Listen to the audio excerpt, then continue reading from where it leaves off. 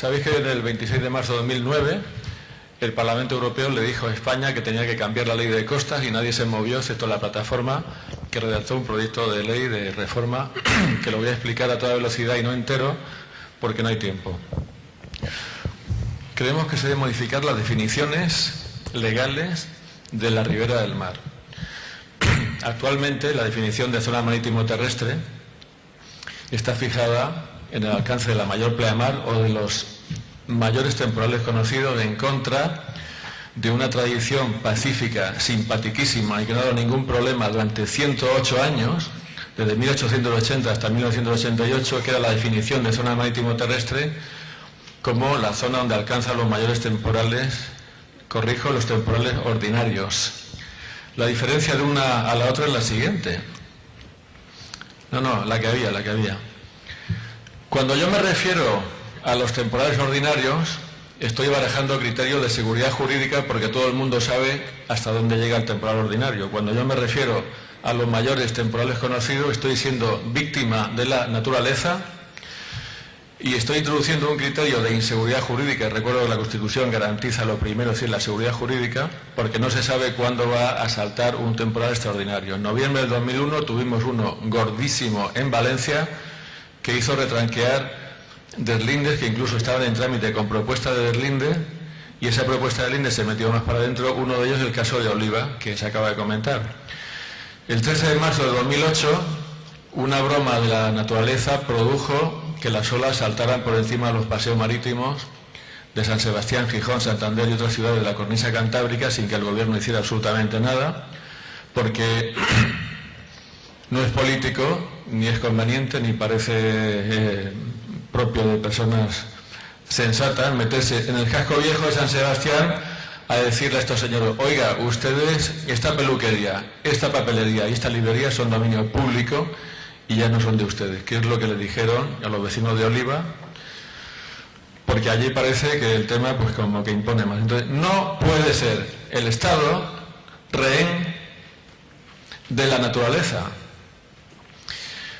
No puede quedar todo un país en entredicho y el gobierno en ridículo porque las olas salten el paseo de San Sebastián. Con lo cual, todo esto se resuelve retornando a una definición que era la definición de la Ley Costal 69. Zona marítimo terrestre definida por el alcance del temporal ordinario. Y así volvemos a la seguridad jurídica y todos contentos. ¿Cambia la diapositiva, por favor? Si puede ser. ¿Se cambia o no?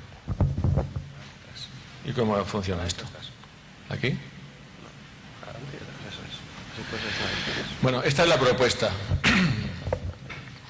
Una vez me escribió un correo una catedrática de Derecho Administrativo de Puerto Rico y me dice que ellos están funcionando con la Ley de Costas del 69 de España, pues su Ley de Costas de allí, y mantienen esta definición. Entonces nos ahorraríamos todos estos sobresaltos que estamos teniendo nosotros y que está teniendo también el gobierno, que no sabe cómo explicar por qué allí no hace un deslinde, en San Sebastián me refiero. O sea, esto lo voy a pasar porque si no, no acabamos nunca.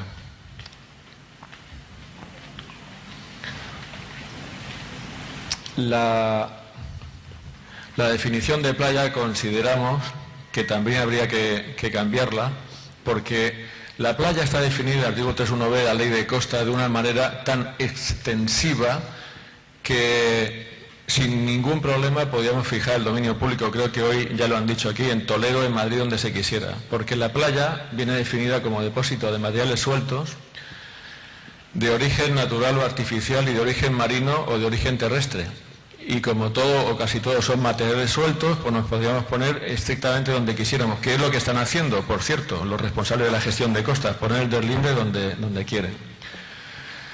Para ponerle coto a esta situación, considero que deberíamos de volver a una definición que fuera parecida a la de la Ley Costal del 69, que más o menos se puede decir que definía legalmente la playa con arreglo a lo que se considera el concepto popular de lo que es una playa. Una playa, una zona que tiene materiales sueltos que tienen que ser de origen material y marino. Uno de los problemas que hay ahora es que si la demarcación de costas hace una regeneración de la playa o de un espacio que no sea playa y tira arena en ese espacio se transforma en dominio público natural, porque la ley de costas actual con esta redacción contiene una contradicción lógica importante, que es llamar dominio público natural a un depósito de arena artificial.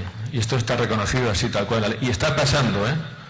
En la rueda de prensa que hicimos hace 2 años para medios de comunicación extranjeros ya contamos cómo había sucedido esto en la playa de Sesella, en La Coruña, y ahora en Villarrube también lo están haciendo, tirando arena encima del bosque. Hay muchos problemas con la incorporación de la duna al dominio público y con la definición legal de duna y su aplicación en la práctica. Sabéis que la ley de costa dice todas las dunas son dominio público y que el reglamento de costa dice las dunas fijadas por la vegetación que no sean necesarias para la estabilidad de la playa, defensa de la costa, estas quedan fuera del dominio público. Y posiblemente muchos sabéis también que en la práctica de los tribunales, cuando vamos a defender un caso, decimos no, es que estas dunas son fijadas por la vegetación, incluso con estudios técnicos de ingenieros, etcétera, nos contestan y nos dicen, bien, no me dé la tabarra, dice la ley que todas las dunas son dominio público, pues olvídese del tema. Entonces, considero que el concepto legal de duna también se tendría que corresponder con lo que estamos dispuestos popularmente a entender como una duna. No hace falta que nos vayamos al Sáhara, pero tendrían que ser dominio público ya de forma definitiva las dunas en movimiento, y ya dejaríamos a las dunas fijas en paz, ¿eh? Y sin ninguna duda las dunas fijas dejarían de ser dominio público, que es lo que se está utilizando para meterlo tan para adentro el Derlinde. En Famara, en la caleta de Famara, en otra parte de lo que he explicado hoy, lo metieron 800 metros para adentro. Y cuando fueron a hacer el apeo, se lo pensaron mejor y lo sacaron otra vez 750 metros para afuera y se quedaron solo con 50 metros. Entonces, esto va y viene eso, porque depende de criterios absolutamente subjetivos y de oportunidad. El expediente de recuperación posesoria es un tipo de procedimiento muy sumario, muy rápido, que está previsto para casos de usurpación del dominio público. Ahí solamente tenemos 8 días para formular unas alegaciones de defensa y a continuación, rápido, se aprueba la recuperación posesoria y te vas de aquí y además se derriba. La recuperación posesoria yo creo que está recogida en la ley y en el reglamento de costas para los casos obvios y desvergonzados de ocupación ilegítima. En cambio, se está aplicando a situaciones heredadas. Es decir, no es que yo haya dicho, un momento, es que me apetece hacerme un chalet en medio de la Malvarrosa. No, es que estamos en una situación heredada, con una vivienda hecha en los años 30, 40, 50, con registro de la propiedad, con todo, viene el deslinde, nos lo meten dentro. ¿Y esta persona por qué la tienen que considerar como un peligroso social y como un delincuente? ¿Y por qué a Valeriano Rodríguez, que tenía una carpintería en San Sebastián de la Gomera, le tienen que tirar la carpintería abajo cuando el edificio estaba inscrito en el registro de propiedad desde 1920? Entonces, creo que lo menos que se puede hacer es que para estas situaciones heredadas, si la ley dice que lo que era ilegal hay que derribarlo, si es que hay que derribarlo, lo menos que se puede hacer es tramitar un expediente administrativo con todas las garantías, con fase de prueba, con vista y audiencia, porque muchas veces estas personas necesitan traer informes, traer certificaciones del registro de la propiedad, pedir un informe a un arquitecto, investigar en el registro histórico del registro de la propiedad para ver si la propiedad es anterior a 1880, en cuyo caso tendría una concesión, y no pueden, porque esto es un suspiro. Uno se convierte en ciudadano digno, legítimo y sensacional en un delincuente porque tenga la mala suerte de que un derlinde se le meta por dentro, y entonces es que no le dan ni derecho a la defensa prácticamente. Esta es la propuesta, que los expedientes que se refieren a situaciones heredadas, pues que se tramiten con un procedimiento en el cual uno tenga tiempo de suspirar y tenga tiempo de pedir informes.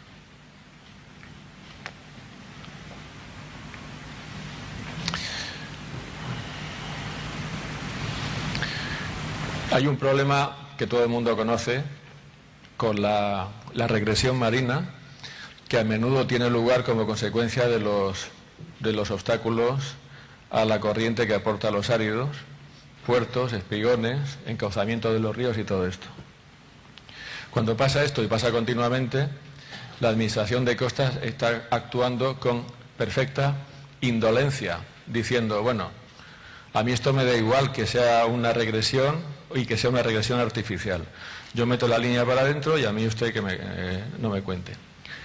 Entonces, esto no se puede tolerar porque los ciudadanos no hay ningún motivo para que estén soportando las consecuencias de la negligencia de la Administración cuando no acomete las obras necesarias para mantener la costa en su estado original. Por lo tanto, la reforma sería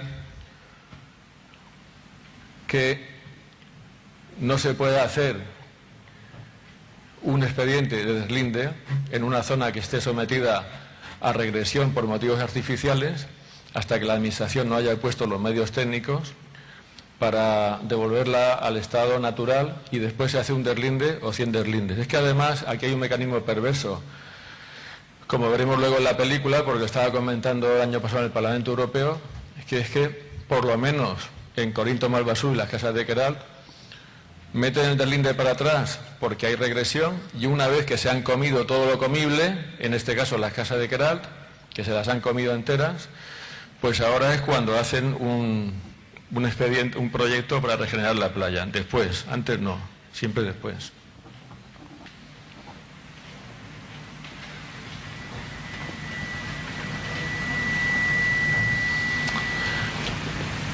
Grave inconveniente de cómo se está más que regulando, gestionando el tema de los deslindes, es lo que he dicho antes. Se prueba un deslinde, hay muchas personas que tienen derecho a la concesión de la transitoria primera como compensación, la Administración lo tiene que dar de oficio, pero no hacen absolutamente nada y dan lugar a una situación de limbo jurídico en el cual nadie sabe cuáles son sus derechos y sus obligaciones. Y entonces, para impedir que se produzca esta situación de limbo jurídico, creo que sería necesario que con la tramitación, establecer más condiciones para la tramitación de los expedientes del INDE, para que con la tramitación de cada expediente no solamente estuviéramos pendientes de por dónde tiene que venir la línea, sino también que se hiciera una pieza separada en donde se recogieran todos los derechos que tienen que ver con aspectos, todas las cuestiones que tienen que ver con aspectos patrimoniales. Los derechos de propiedad, las escrituras, si este señor tiene derecho a la concesión o no tiene derecho a la concesión, y así cuando se aprobara el expediente se aprobaría la línea y se determinarían ya directamente las concesiones. Es que ellos tienen mucha prisa por deslindar. José Fernández, cuando era director general, el hombre iba a la rueda de prensa y decía, no, es que yo he deslindado tantos kilómetros de costa, pero esto sigue siendo exactamente lo que he dicho esta mañana.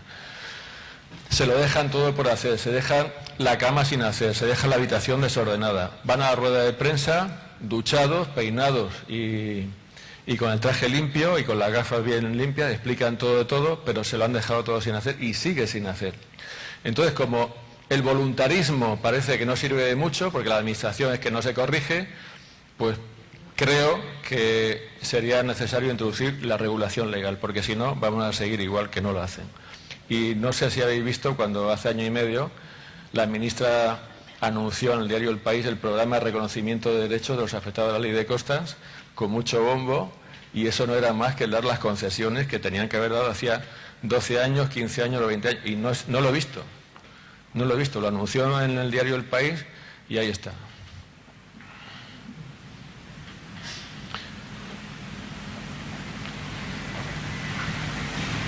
Es que si no me salto cosas no acabamos hoy, ¿eh?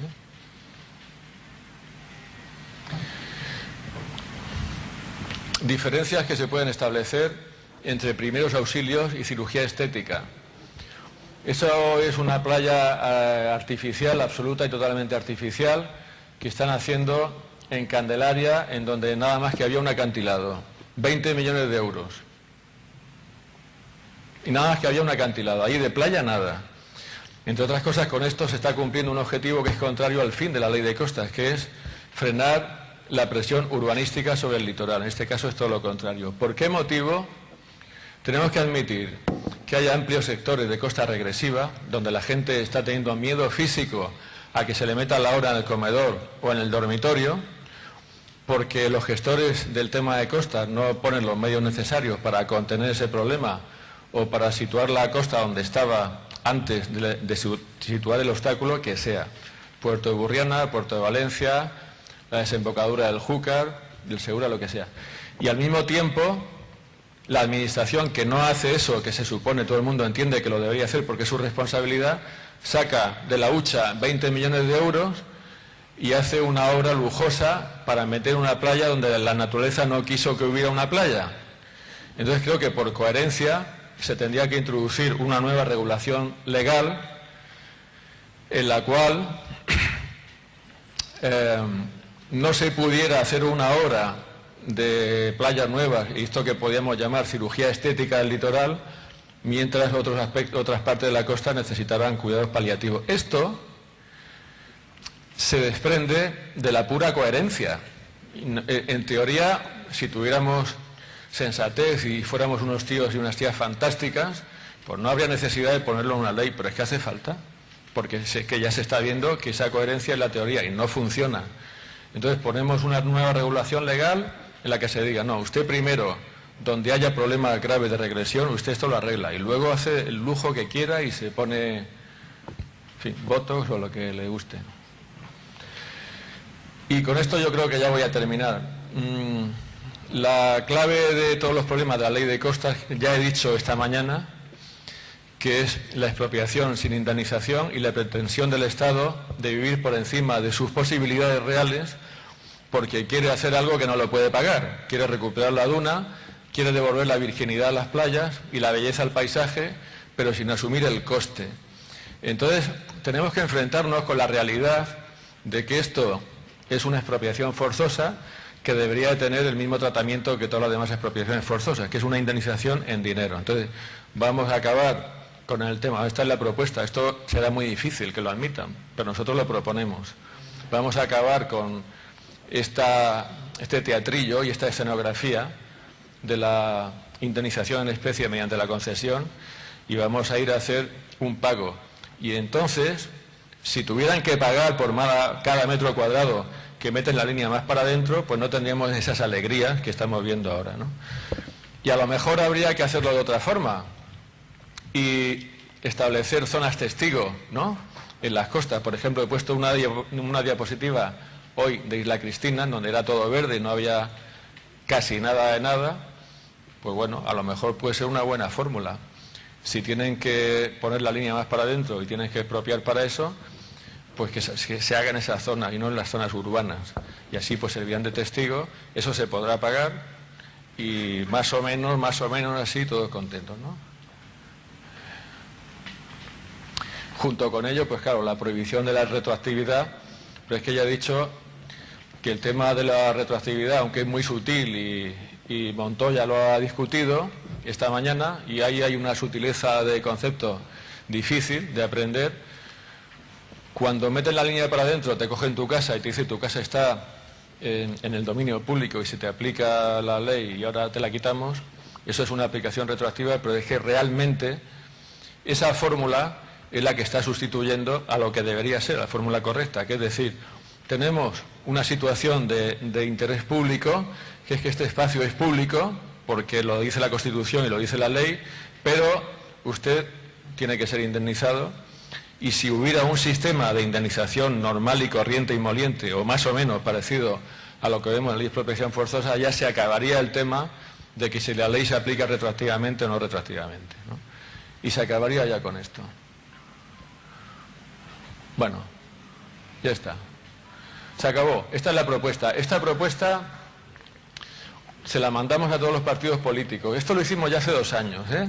Y yo me hice unos viajecitos y me fui a hablar con Convergencia y Unión a Barcelona, estuve en el Congreso hablando con el PP, lo tiene Coalición Canaria también.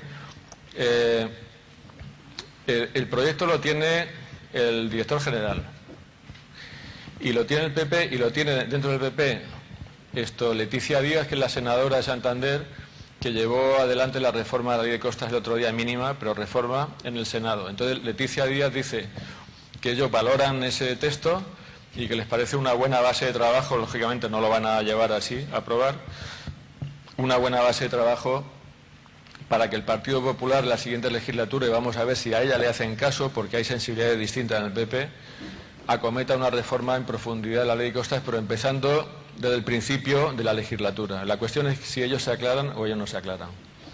Yo creo que aparte de reformar la ley de costas, habría que hacer alguna cosa también en el reglamento, que no es tan difícil porque esto lo puede hacer el Gobierno, y sobre todo hace falta un cambio en las actitudes, hace falta un cambio en la impronta que les han hecho a los funcionarios responsables de la gestión de costas, para que entiendan que los ciudadanos son personas que son dignas de respeto. Y posiblemente esto exigiría algunos cambios en sitios clave de la Dirección General de Costas, que esto es otro debate, pero con toda esta ensalada yo creo que al final el tema vamos a conseguir llevarlo al sitio. Gracias, ya está. No, la que había. Cuando yo me refiero a los temporales ordinarios, estoy barajando criterios de seguridad jurídica porque todo el mundo sabe hasta dónde llega el temporal ordinario. Cuando yo me refiero a los mayores temporales conocidos, estoy siendo víctima de la naturaleza y estoy introduciendo un criterio de inseguridad jurídica. Recuerdo que la Constitución garantiza lo primero, es decir, la seguridad jurídica, porque no se sabe cuándo va a saltar un temporal extraordinario. En noviembre del 2001 tuvimos uno gordísimo en Valencia. Actualmente la definición de zona marítimo terrestre está fijada en el alcance de la mayor pleamar o de los mayores temporales conocidos, en contra de una tradición pacífica, simpaticísima y que no ha dado ningún problema durante 108 años, desde 1880 hasta 1988, que era la definición de zona marítimo terrestre como la zona donde alcanzan los mayores temporales, los temporales ordinarios. La diferencia de una a la otra es la siguiente, que hizo retranquear deslindes que incluso estaban en trámite con propuesta de deslinde, y esa propuesta de deslinde se metió más para adentro. Uno de ellos es el caso de Oliva, que se acaba de comentar. El 13 de marzo de 2008, una broma de la naturaleza produjo que las olas saltaran por encima de los paseos marítimos de San Sebastián, Gijón, Santander y otras ciudades de la cornisa cantábrica sin que el Gobierno hiciera absolutamente nada, porque no es político, ni es conveniente, ni parece propio de personas sensatas meterse en el casco viejo de San Sebastián a decirle a estos señores: oiga, ustedes, esta peluquería, esta papelería y esta librería son dominio público y ya no son de ustedes. ¿Qué es lo que le dijeron a los vecinos de Oliva?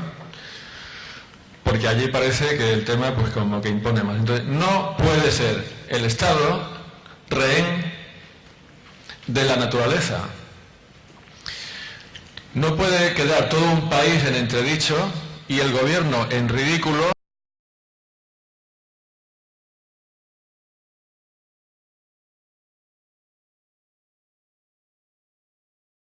Sabéis que desde el 26 de marzo de 2009 el Parlamento Europeo le dijo a España que tenía que cambiar la ley de costas y nadie se movió excepto la plataforma que redactó un proyecto de ley de reforma que lo voy a explicar a toda velocidad y no entero porque no hay tiempo. Creemos que se deben modificar las definiciones legales de la ribera del mar.